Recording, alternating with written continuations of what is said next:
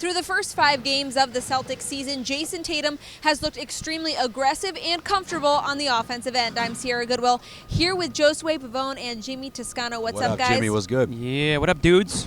So before this season, Jayson Tatum had only taken more than 22 shots in a game twice in his NBA career. He's now already done that in 3 out of the 5 games this season. Stat alert. Clearly, Good stat.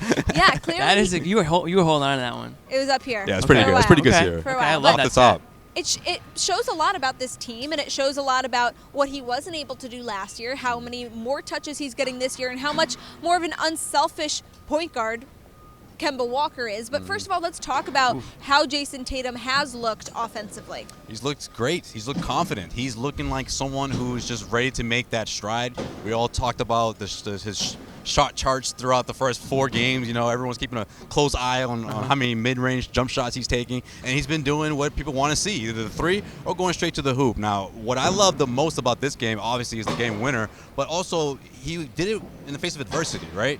He made the boneheaded play, you know, the foul on Marcus Morris, which is fitting, by the way, because Marcus Morris was hours ago talking about how he was sort of took him under his wing, and he really appreciated those first 2 seasons and to be part of Jayson Tatum's early career. But then he turns around and he's confident enough to make that big shot after Morris makes the 3 to tie things up. So it's just a great opportunity for someone like Jayson Tatum to not only be one of the guys, you know, one of the top 2 guys alongside Kemba Walker, but that someone like Kemba Walker, a veteran point guard, has a lot of years under his belt, is comfortable enough to sort of get him involved, and not only him, but the rest of his teammates as well. Yeah, I think last year, I remember we kind of joked about it. The first few games of the season, Tatum had some better games than Kyrie did, and we were joking, like, is this Tatum's team or is this Kyrie's team? And, like, obviously tongue-in-cheek, but this year it feels like Tatum is so much more comfortable, so much more aggressive, like you talked about, so much more confident in his game, and he's not thinking so much out there.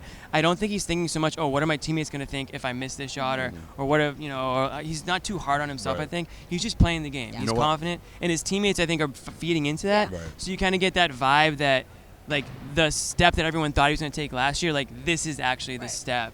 It just took an extra season. Right. But to your point on the shots, like, that's just exhibit A. Like, Right. I mean, that's just so, like, this is the Tatum that we should expect to see going forward. Yeah, I like how you said that he's not thinking as much. That's actually what Jaylen Brown had to say at Media Day, you know, right from the beginning. What's the difference that you're seeing from Jayson Tatum from, you know, spending time with him over the summer and Team USA? He's like, he's just not thinking. He's just Yeah. playing. He's just letting the game come to him. And we're seeing evidence of someone who just looks very, you know, confident and ready Yeah. Like, let's go. to put up big games Right. like this throughout the season. I think a lot of that thinking probably came after the playoffs, where he did kind of plateau, and Jaylen Brown did outperform him throughout the playoff run, and that obviously gets to a young player's head. But now Tatum has kind of seemingly taken all of those distractions out of his mind and just really focused on the game, and he seems to have matured both on the court and off the court. But one thing he is doing is he's trying to prove he does have a mid-range game. Through the first couple games of the season, Well, he's been doing that floater thing, right? Like, that's kind of new from him. He didn't do that a lot this first couple of years of his career. So, but it's not. He's looking more. At least he's not doing I it think from he's just like. trying to prove to people that always say, like, he needs to develop a mid-range game, like, hey, look, I have one.